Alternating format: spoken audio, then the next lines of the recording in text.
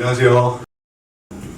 나눌 수 있는 기회를 주셔서 여러분들께 너무 감사합니다. 저는 어린 시절 알코올과 도박 중독 가정에서 자라왔습니다. 중독자 아버지의 부재로 인해서 저희 어머니는 생활을 유지하기 위해 늘 바쁘셨습니다. 그래서 저는 방치된 가정 환경에서 자라왔습니다. 그런 상처들로 인해 저는 비행 청소년이 되었고 많은 문제를 가진 학생이 되었습니다. 그럼에도 이런 상황 속에서 꾸준히 운동을 해왔었습니다. 저의 꿈이나 진로는 경호원이 되는 것이었습니다.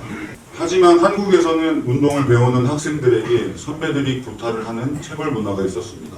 하지만 체벌은 저에게 있어서는 너무 싫은 일이었고 그래서 저는 꿈을 뒤로한 채 운동을 그만두게 되었습니다. 그래서 저는 학교에서 자동차 광택 기술을 배울 기회를 주어서 열심히 배웠습니다.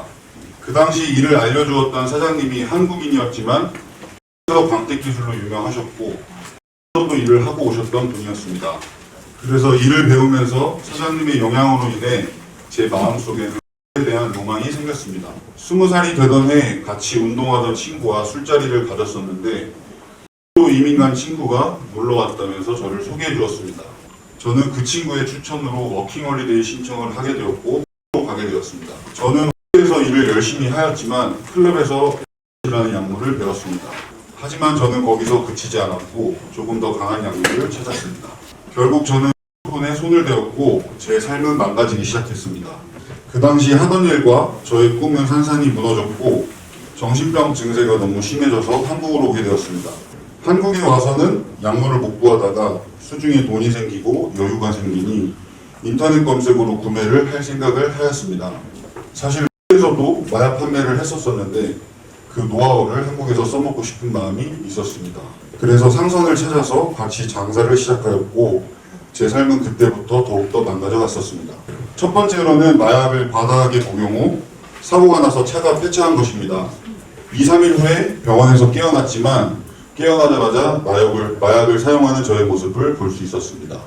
두 번째로는 어머니의 권유로 정신병원에 강제 입원을 당했었습니다. 하지만 정신병원에서 잘 회복하는 모습을 어머니에게 보였건만 휴가 나오는 당일날의 마약을 다시 사용하였습니다.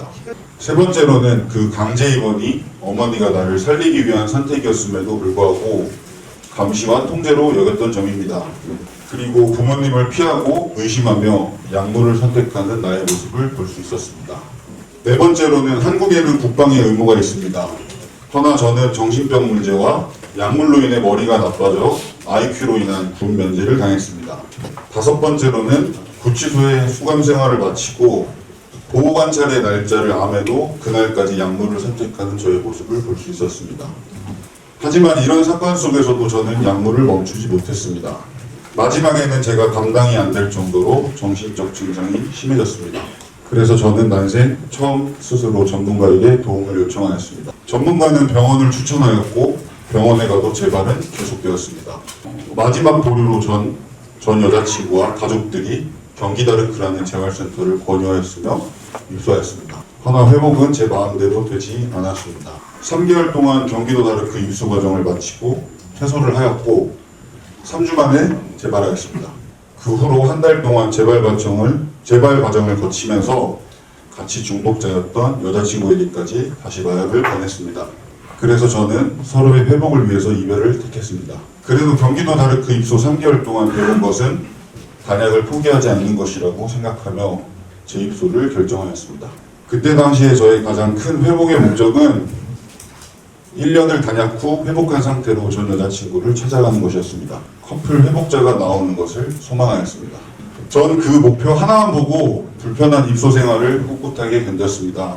하지만 그 결심도 오래가지 못하고 저는 9개월 만에 또 넘어지게 되었습니다. 술과 정신과 약 복용 때문에 마약까지 가게 되었고 저는 모든 것이 무너진 것처럼 목표와 소망을 잃었습니다. 그 후에 디톡스 과정에서 실패에 대해 곰곰이 생각해 본 결과 나온 결론들은 두 가지였습니다. 첫 번째로는 마약은 상대방 때문에 끊을 수가 없다입니다. 이유인 즉슨 오로지 저를 위해서 마약을 끊어야만 한다는 말입니다. 누군가에게 보여주기 위한 단약과 회복은 일시적일 뿐 지속되지 않습니다. 두 번째로는 술과 정신과 약, 마약은 결과적 현상일 뿐 그것에 도망치는 나의 잘못된 가치관과 상처, 연약함이 재발의 가장 큰 원인인 것입니다. 마약을 만난 것도 어쩌면 우연이 아니라 필연이었을지도 모르겠습니다. 이전에 저의 삶을 검토해 보면 저는 무단횡단을 해놓고도 자동차 사고가 왜 났느냐고 하는 멍청한 사람인 것입니다. 모든 것은 저의 문제입니다. 저는 늦게나마 저의 법규에 대한 잘못된 생각들과 올바르지 못한 가치관이 가장 큰 문제임을 알게 되었습니다. 그래서 저는 이제부터라도 겉으로 드러나는 문제들보다는 내면에 집중하려고 합니다.